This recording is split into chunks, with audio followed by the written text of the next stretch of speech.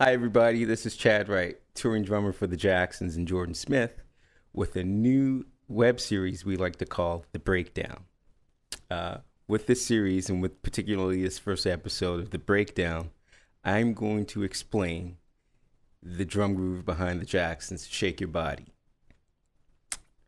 I have discovered that this is one of drum life's mystery grooves. So I wanted to break this drum groove down for everybody so they can see exactly what's going on.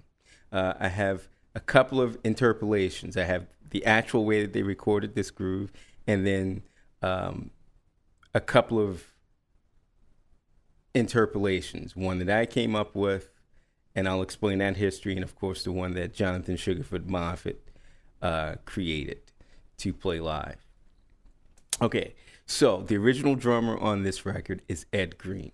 Ed Greene, you can hear him play on a gazillion records, from Steely Dan to Captain and Tennille, to Barry White, Barry's original drummer, and of course the Jacksons. This record was a 3-part overdub. So you've got part 1, which is the bass groove, part 2, which is a tom overdub, and part 3, which is a hi-hat overdub. Okay, so part 1 of this groove is very simple groove. Can't get any more simple than this. Kick on 1 and 3, snare on 2 and 4, 8th note hi-hats.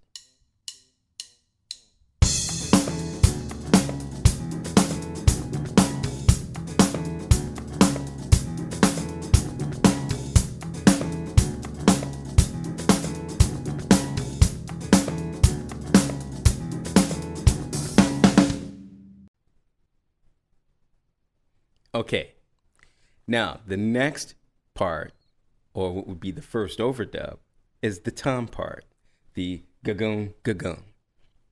Ed plays this low tom, high tom. I'm guessing it sounds like rack 2 to rack 1, because that second tom is definitely considerably higher pitch.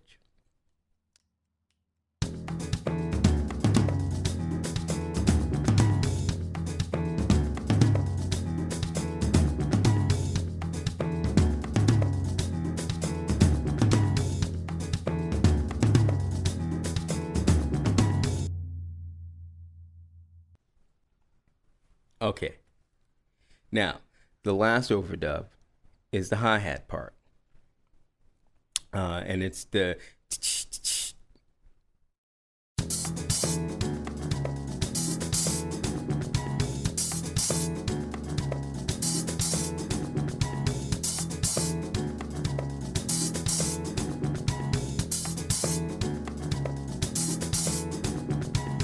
so you take all 3 parts, you put them together, and this is what you get.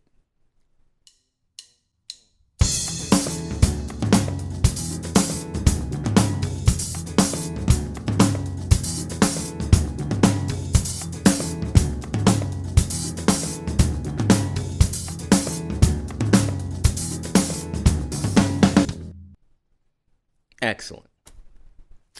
Genius. So now, the next question is, how do I pull this groove off live? It's really simple. Obviously, the first person to approach this and attack this feat with great decorum, if I may use a word like that, Jonathan Sugarfoot Moffett. If you listen to the Jacksons live album from the 1981 Triumph Tour, Jonathan demonstrates this groove flawlessly. And basically what he does is this. First thing is he does 4 on the floor. So I've never asked Jonathan why there's a 4 on the floor, and I probably should. But my guess is, this is just an educated guess, is that back then, first of all, they took the tempo up way above where the original recording is.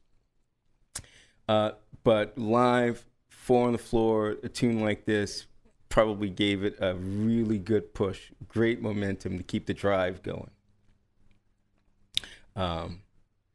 Secondly, what Jonathan did is he's going from low tom, floor tom to rack, and then he alternates. So then from rack to floor tom.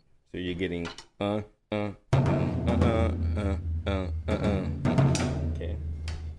And then the next thing that he does is he puts a little, I call it a skip with the hi-hat. So he adds a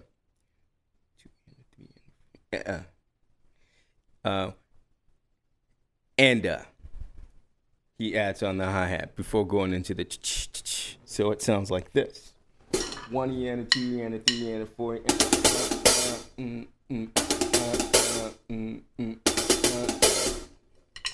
Of course, I'm being delicate with the microphone. And that gives it just a little more push, a little more momentum. And when you put it all together, this is what it sounds like.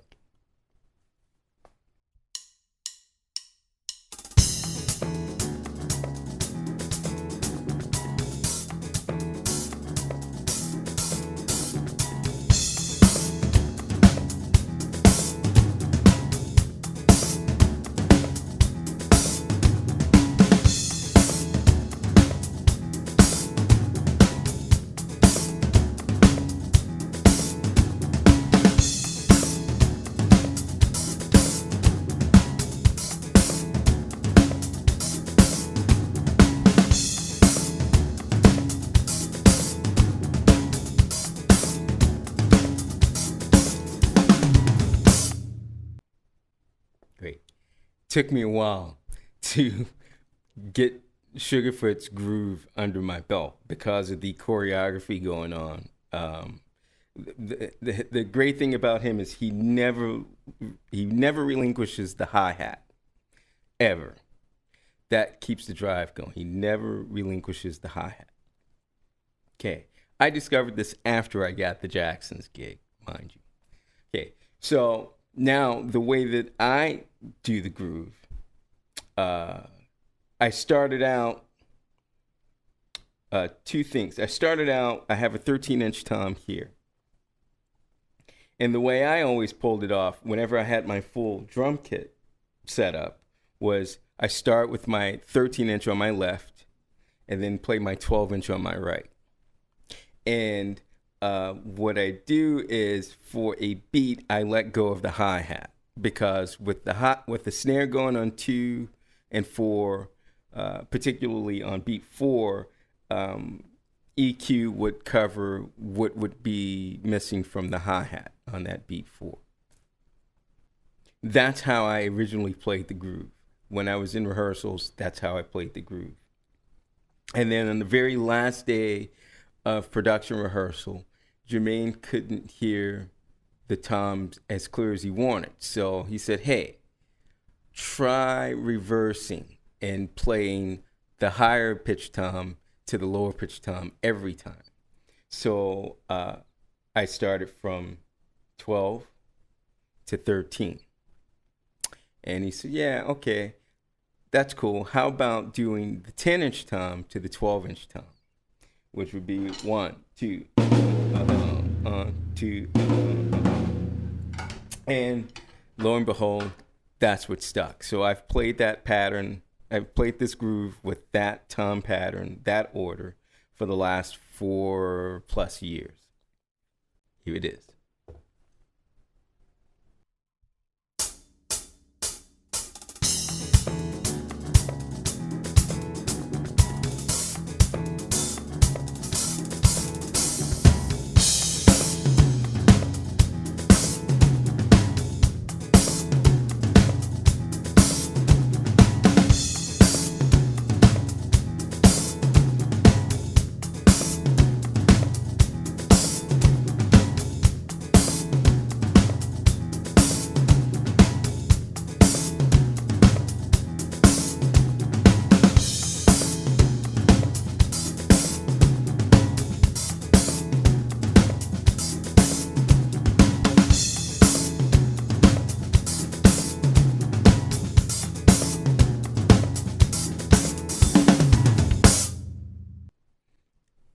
Excellent.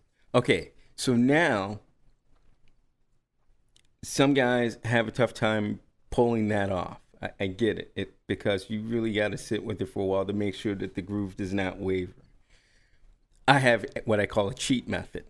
A cheat method is very simple. So instead of playing 2/16 notes on the toms, you're just going to play one. And you're going to play the of each note. So you're going to play the of 2 and the of 3. So it would be 1, 2, 2, 2, 1, 2, 1 and a 2 and okay. Very simple. You won't distract, you won't kill the groove, and you'll keep the momentum going, and you'll still get the very important notes of the tom part, because that's what everyone's really listening for, is the very first note. Excuse me. On the record, it's almost tough to hear the notes that land on the downbeats, on the quarter notes, because the kick drum and the snare drum actually cover those tones up. They're there, but they cover them up. So that's how I came up with like a cheat method for guys. If they want to like get by, you can get by. And now what I'd like to do is, in this last portion, demonstrate my method and the cheat method. Here it is.